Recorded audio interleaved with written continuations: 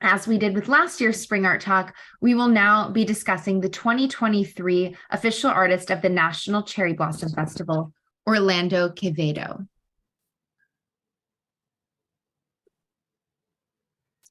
Born in Cuba in 1970, Orlando Quevedo studied at the Vocational School of Arts, and he later attended the Professional School of Fine Arts in his hometown of Holguín.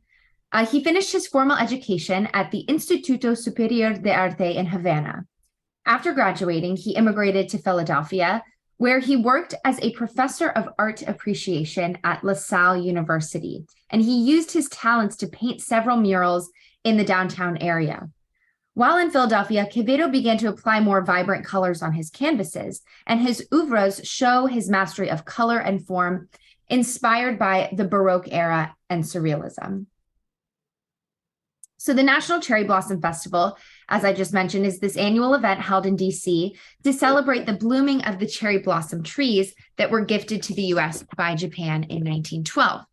The festival usually takes place in late March or early April, which is when the cherry blossoms typically reach their peak bloom.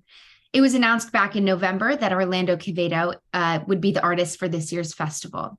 And with this work, Cherry Blossoms, Orlando has painted a kind of three-dimensional masterpiece as the spectator is encouraged to look into the painting to spot the beautiful tidal basin covered in blossoms. His work reminds us of the magic that surrounds the blossoms. I was honored to be able to create this piece for the National Cherry Blossom Festival, said Quevedo.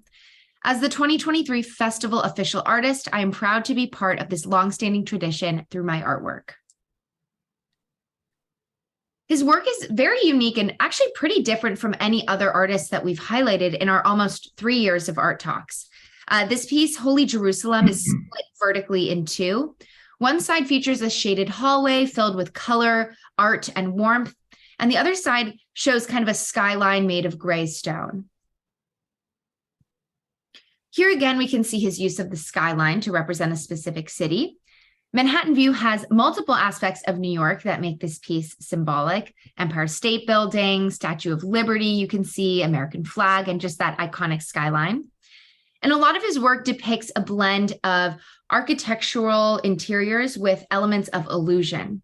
And together, these elements form his unique style, magical realism. Magical realism, or magic realism, is a style of both literary fiction and of art. It paints a realistic view of the world while also adding magical elements, so often blurring the lines between fantasy and reality.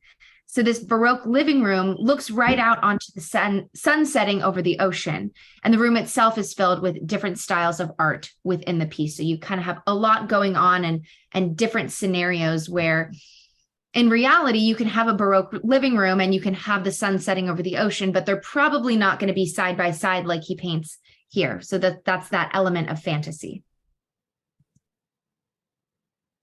Again, we have this piece that's essentially two different paintings in one. It's that Baroque style living room again, this time looking out onto a forest with tropical vines climbing this pillar.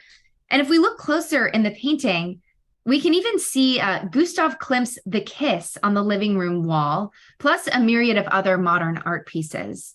His pieces are almost like puzzles or games because the more you look at them, the more you notice.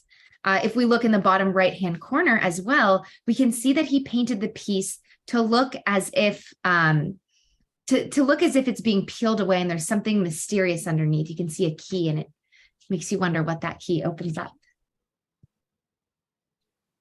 This piece called Colors is a burst of color and an ode to contemporary artists like Lichtenstein, Keith Haring, and others. He has a few pieces where it's the same facade with the balcony and the foyer, but the art on the walls is different. And he does this to represent that art and history are linked by time, not separated by it. So here's that same facade, but the art has been replaced with pieces. So look, I'll go back.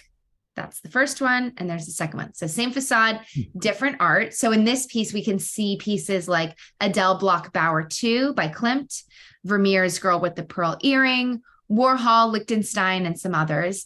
And again, it's a bit of a hodgepodge, but it's to represent that timeline of how art has evolved and changed throughout time and how each period of art is connected and each period leads to the next.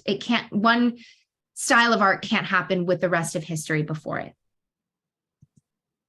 So here's the same base as Manhattan View, but this time it's an ode to pop artists like Haring, Warhol, and Lichtenstein.